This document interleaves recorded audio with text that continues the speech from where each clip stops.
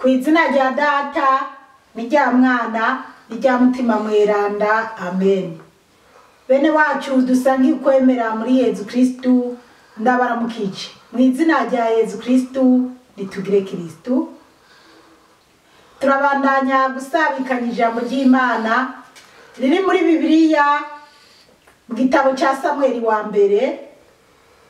Turi ku kigabane cyaho cya gatandatu, turazirikana kuva ku karongo ka gatandatu tugeze ku karongo ka 11. Ijambo ry'umutwe tubandanya kwisunga rivuga ngo Abafilisti basubiza isanduku ry'Imana. Ni kuki mukomantaza umutima wanyu nka kumwe Abanyamisiri na Farawoni bakomantaza umutima wabo?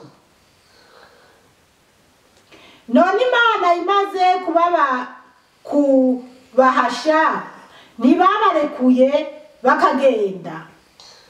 Ubu rero akira umukogote mushasha, muwutegure, mufate inka zibiri zosa atamutwaro urigera uzijako, mubohere izo nka kuri uyo mukogote, muce mucura inyana zazo zari inyuma yazo zisubire imuhira. Hanyuma mwakira isanduku ry'Umukama, muritereke kuri uyo mukogote. Bya bishusho by'inzahabu by'imperezwa y'iciru bijanye naryo muzobishira mu gasanduku iruhande yaryo, muheze murirungike rigende. Murarabe rero iryo sanduku niryaduga i Betishemeshi riciye ku rubibe rwayo, Umukama niwe azoba yatugiriye iyo nabi ingana ityo.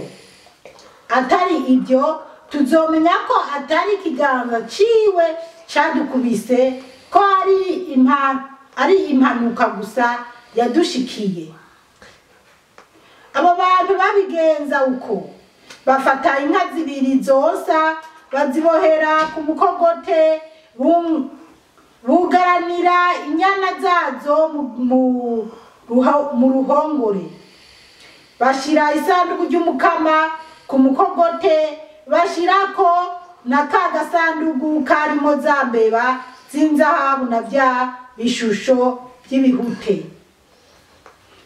Bene wacu muri Kristu Yesu, iri ni jambo ry'Imana, dushimye Imana. Alleluya, alleluya, alleluya.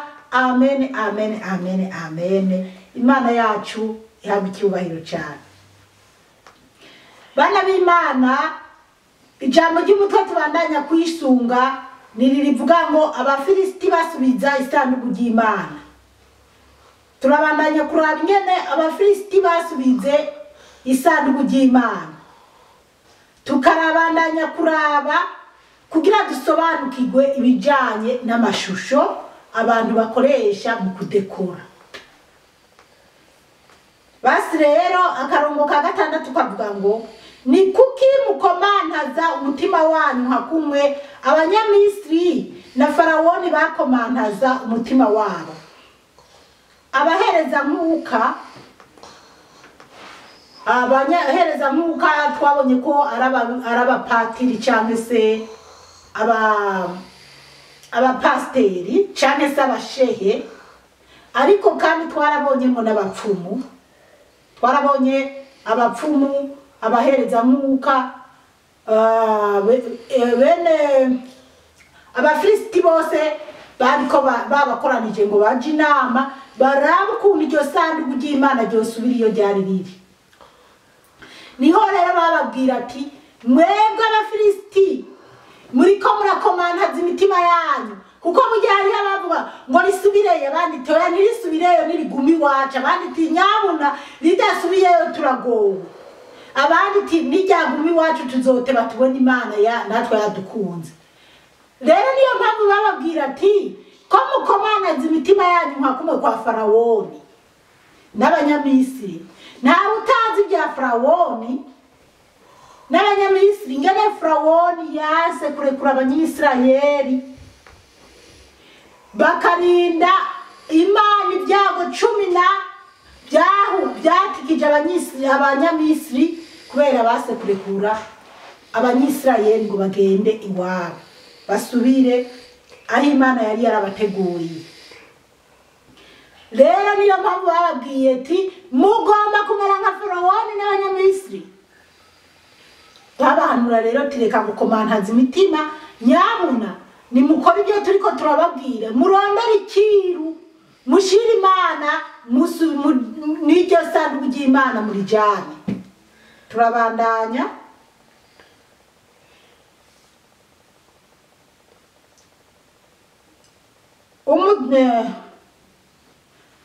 None Imana imaze kubahasha ntibabarekuye bakagenda. Barako barababwira ati Imana imaze guhasha abanyamisiri bararekuye bene Isirayeli baragenda. Bagenda ari uko Farao imfura yiwe ipfuye. Ibyo nta utabizi mu gitabo cy'iyimuka Misiri. Indwi. Ubu rero akira umukogote mushasha mu gutegure. Rero ngo bakira umukogote mushasha ni nk'imodoka y'ubu cyane se bakira umukogote mushasha bawutegure. Mufate inka 2 zosa, bafate umukogote mushasha, bafate n'inka 2 zosa, atamutwaro urigera uzijako. Izo nka 2 zosa atamutwaro urigera uzijaka, atakintu atamuntu arazigenderako, atakintu barigera baziremeka ngo zigireko.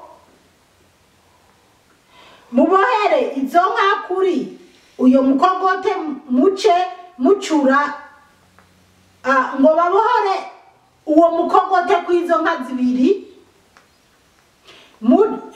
muce mucura inyana zazo zari inyuma yazo zisubire imuhira.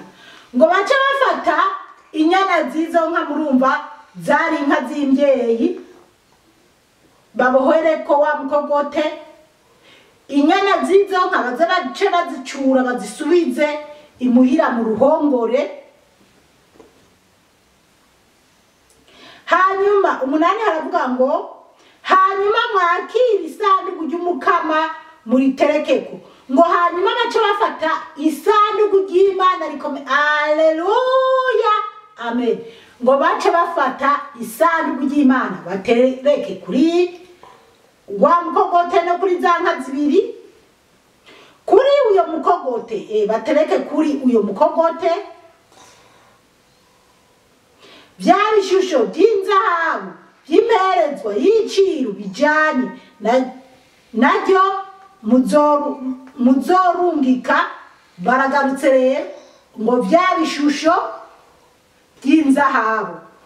Bana b'Imana ndiko ndabwira abantu bakekeza abandi ngo basenga ibishushanyo, ngo bya bishusho by'inzahabu, bya bishusho by'inzahabu.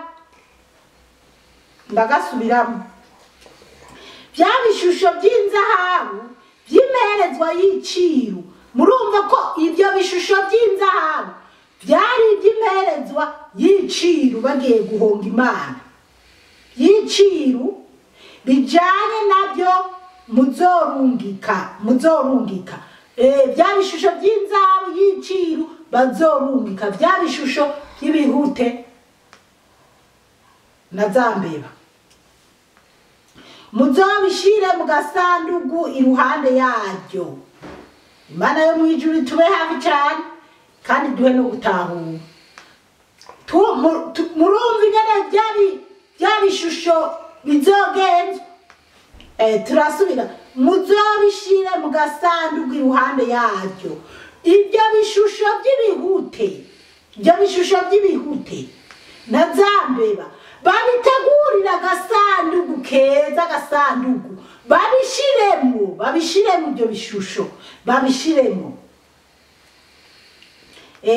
Muzobishira mu gasanduku iruhande yaryo. Ngo iruhande ya rya sanduku ry'Imana muheze murirungike rigende. Ngo babone kurungika barambika isanduku ry'Imana riri kumwe na ka gasanduku karimo bya bishusho.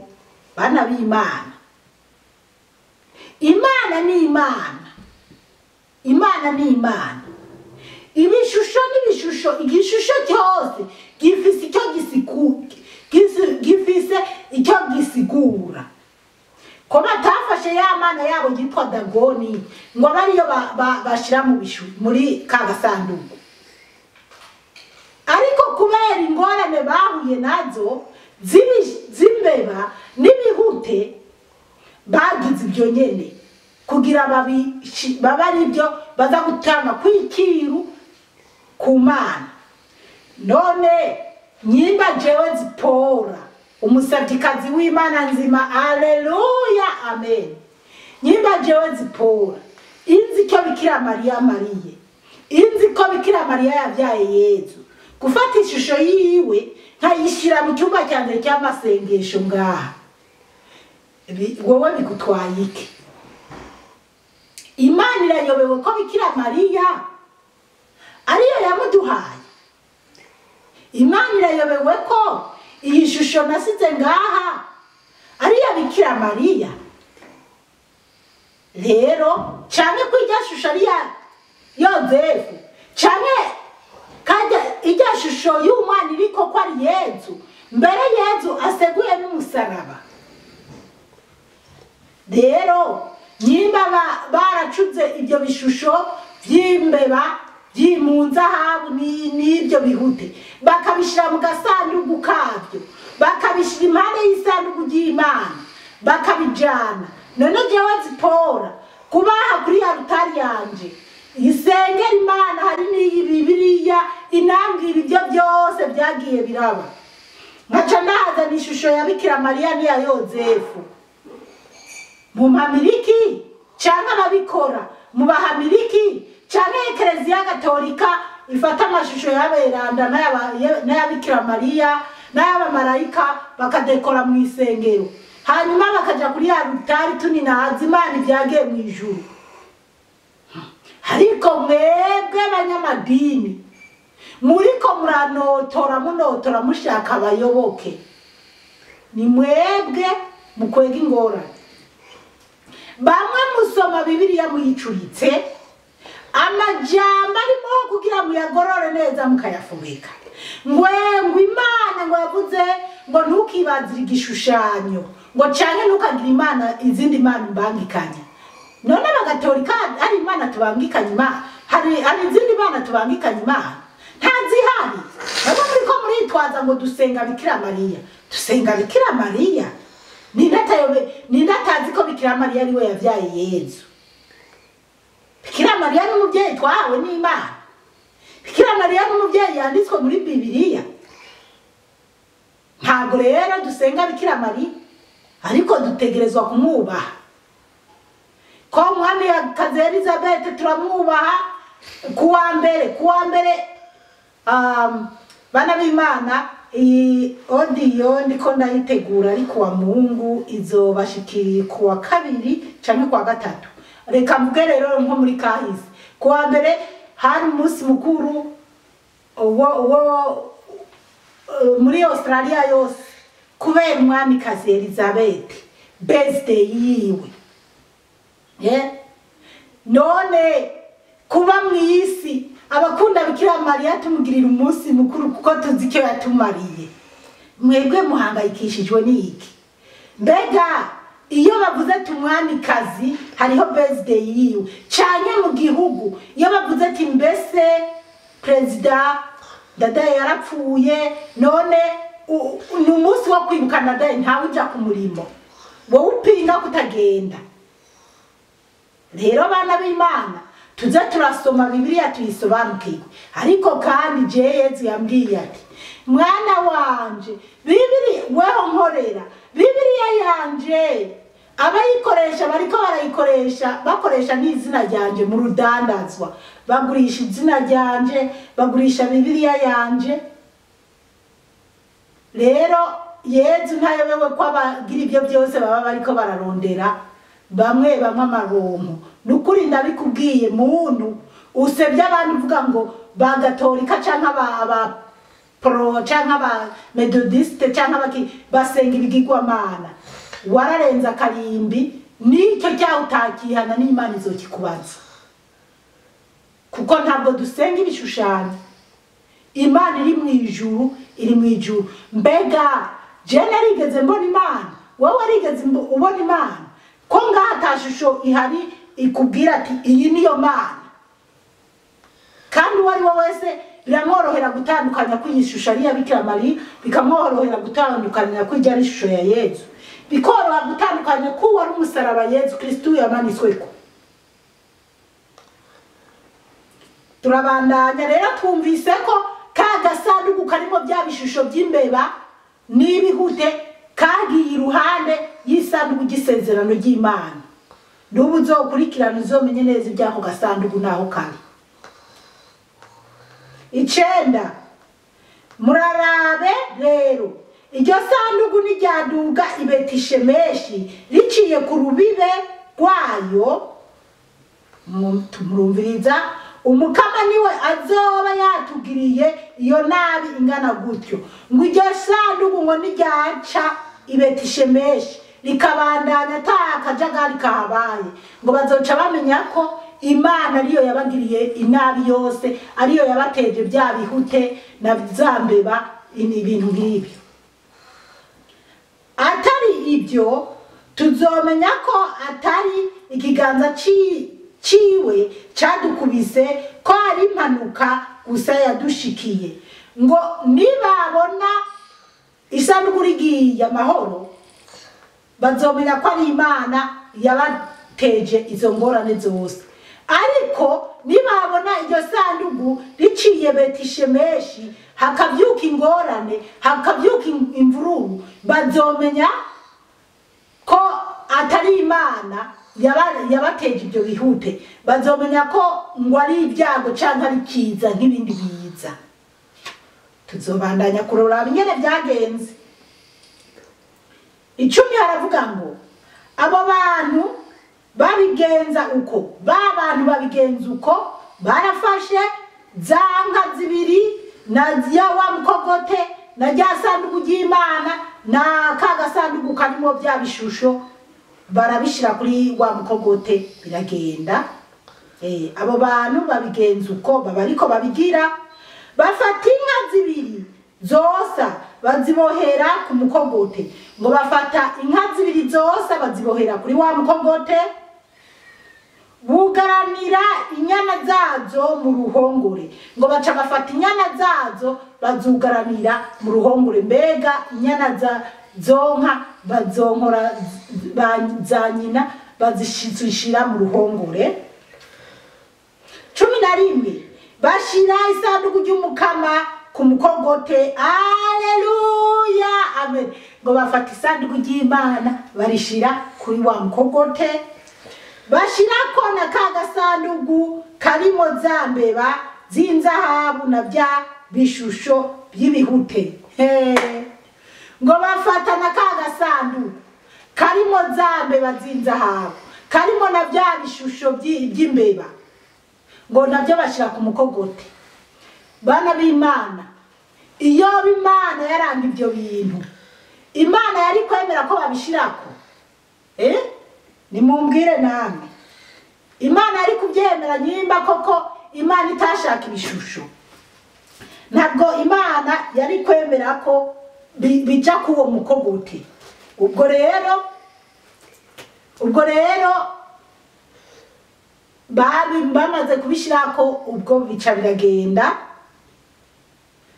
Gusa icyo shaka nukutegera ibyo bishusho by'imbeba, ibyo bishusho by'inzahabu, ugategera neza icyo byagiye kumara, icyo bariko baragerako, hanyuma uzoce wiga kumvikana nabo mudasangiye amadini. Ubushize nariko ndaraba mu Burundi, umuntu yariko aravuga ko ari umupasiteri, avuga ko yatoye umugore yahukanye n'ubundi mugabo, kandi nyamugore bari barapfunze impeta. mugabo ngo barafashe umwanya wo gusengera divorce, ngo barasengera divorce ngo kugira Imana yemere, hanyuma ngo birakunda iyo divorce irabaho. Uwo mugabo acatora uwo mugore avuye ku wundi mugabo baravyaranye inyimba ari umwana umwe, hanyuma basengera ubukwe. Uwo mugabo uwo musore acagira ubukwe n'uwo mudamu, hanyuma amaze kugira ubukwe none nabo mw'iyi minsi barakanye. Rero nariko ndumva uwo mukozi w'Imana ariko arasigura, yasiguye ibintu byinshi ndaraba ntariko Mana, isi kweri, isi isigeze ku mushozo. Umuntu avuga ati jewe ndemera Imana, ndaja mu masengesho canke nararaye mu ariko divorce, gusengera divorce, ibintu rero byo mu bazungu byarakanagaye, ni Burundi birashikaye. Iyo bamwari muzi no mu bazungu abantu bapfunze impeta mu by'ukuri mukuri no mu mpwemu, muri Gatolika ntibabemerera kugira divorce. Gatolika noneho murazi benshi barita no ku rutare, papa ibyo bintu ntabyemera, ntiyemera iyo divorce kwibaho. Mugabo amadini menshi ubu akubwira ati gusambura ntacyo bitwaye. Rero amadini menshi ngo abahigi benshi bazimiza imbwa.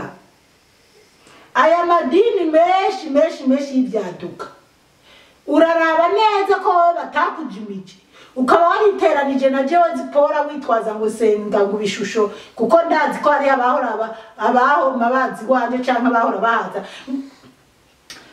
ngo mupfuka ibyo bintu, ngo jewe ibyo bintu tabikuyaho. Ntibyoroshe. Reka tugeze audio ngaha canke video, ariko n'ubundi turacyabandanya kuri iki gice cya 6. Umukama Imana bahezagire cyane, mwarahezagiwe n'Imana. Ku izina rya Data, rya Mwana, rya Mutima Mweranda. Amen.